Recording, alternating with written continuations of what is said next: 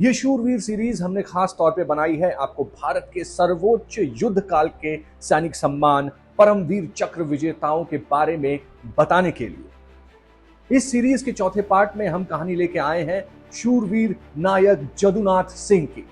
नायक जदुनाथ सिंह भारत और पाकिस्तान के बीच हुए 1947 और 48 के युद्ध के दौरान पाकिस्तानी हमलावरों की भारी संख्या होने के बावजूद उनको रोके रखने के लिए लास्ट मैन लास्ट बुलेट तक लड़े और लड़ते हुए अकेले दुश्मनों का सामना किया और वीर गति को प्राप्त हुए। उनके इस अदम्य साहस और अविश्वसनीय कारनामे के लिए उनको मरणोपरांत परमवीर चक्र से सम्मानित किया गया। नमस्कार, मैं हूं अभिषेक और आप देख रहे हैं इंडिया इनसाइट्स। नायक जदुनाथ सिंह का जन्म 21 नवंबर 1916 को तत्कालीन यूनाइटेड प्रोविंस और आधुनिक उत्तर प्रदेश के शाहजहांपुर के खजुरी गांव में एक राठौड़ राजपूत परिवार में हुआ था। उनके पिता बीरबल सिंह राठौड़ और माता जमुना कंवर की 8 संतानों में से जदुनाथ सिंह तीसरे नंबर के थे। परिवार की आर्थिक स्थिति अच्छी न होने के कारण सिंह ज्यादा पढ़ लिख नहीं सके और चौथी कक्षा के बाद ही पढ़ाई छूट गई। इसके बाद वो अपने परिवार की खेती में मदद करने लगे। लंबे चौड़े कदकाठी के सिंह ने मनोरंजन के लिए कुश्ती लड़ना शुरू किया और काफी अच्छी कुश्ती लड़ने लगे और अपने गांव के चैंपियन भी बन गए। अपने व्यवहार और चरित्र की वजह से उन्हें हनुमान भक्त बाल ब्रह्मचारी भी कहा जाता था। उन्होंने शादी नहीं की थी, वो हनुमान जी की पूजा किया करते थे। दूसरे विश्व युद्ध के दौरान उन्होंने ब्रिटिश इंडियन आर्मी ज्वाइन कर ली, जहां उन्हें 7th राजपूत रेजिमेंट में भेजा गया। ट्रेनिंग के बाद सिंह की पोस्टिंग बर्मा में हुई, जहां ब्रिटिश आर्मी के अराकान कैंपेन के दौरान उन्होंने जापानियों के खिलाफ युद्ध में हिस्सा लिया। 7th राजपूत को मायू पेनिनसुला के पास अक्याब नाम के द्वीप पर कब्जा करने का काम मिला था।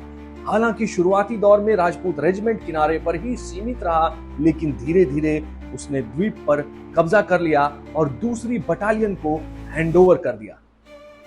इसके बाद 7 राजपूत रेजिमेंट ने अंडमान निकोबार में भी जापानियों के खिलाफ कैंपेन किया। वहां जापानियों के सरेंडर के बाद सिंह वापस वतन लौट आए और नायक के पद पर प्रोमोट हुए। भारत की आजादी के बाद भी 7 राजपूत रेजिमेंट का नाम वही रहा और सिंह भी उसी रेजिमेंट में रहे। अक्टूबर 1947 के दौरान पाकिस्तानियों ने कश्मीर पर हमला कर दिया। इसी वक्त 7th राजपूत रेजिमेंट को 50वीं पैराशूट ब्रिगेड के साथ अटैच कर कश्मीर में डिप्लॉय किया गया। इनको टास्क मिला था नौशेरा को बचाने का।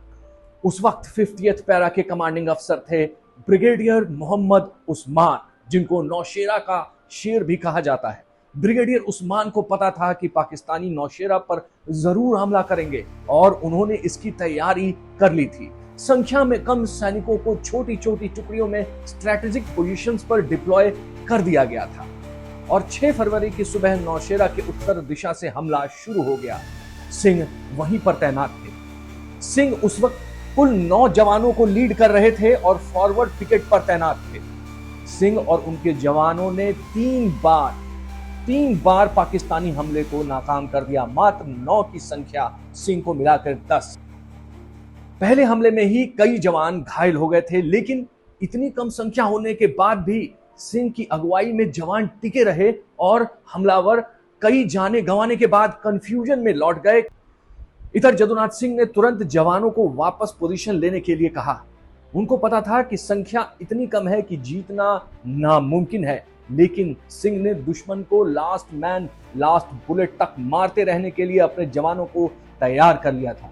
कुछ देर में ही दूसरा अटैक शुरू हुआ। इस बार राजपूत रेजिमेंट के ज्यादातर सैनिक या तो घायल हो गए थे या वीर गति को प्राप्त हो गए थे। सिंह ने खुद वो ब्रेन गन संभाल ली जिसका गनर घायल हो चुका था और बंकर की दीवार तक पहुंच चुके पाकिस्तानियों को अदम्य साहस के साथ मार गिराया और दूसरा हमला भी विफल कर दिया। इसी दौरान सिंह को दाहिने हाथ में गोली लग गई।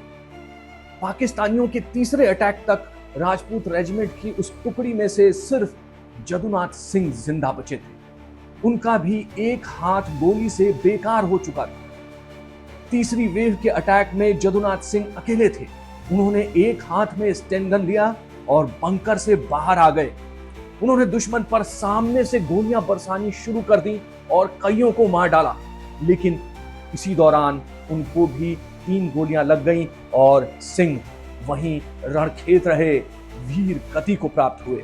सिंह के इस अदम्य साहस भरे कारनामे के लिए उनको मरणोपरांत परमवीर चक्र से सम्मानित किया गया। उनके इस कारनामे से पीछे से आ रही रीइंफोर्समेंट को इलाके पे वापस कब्जा करने में कोई ज्यादा परेशानी नहीं हुई, क्योंकि जदुनाथ सिंह और उनके जवानों ने दुश्मन को भारी नुकसान पहुंचा दिया था और आगे बढ़ने से रोक के रखा था।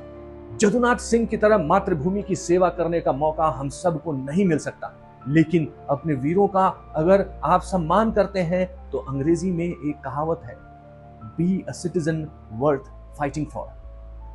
आज के एपिसोड में इतना ही। अगले एपिसोड में एक और शूरवीर की कहानी लेकर के आएंगे। हमारे चैनल को लाइक कीजिए, सब्सक्राइब कीजिए, अपना ध्यान रखिए और वर्कआउट जरूर कीजिए। धन्यवाद। जय हिंद।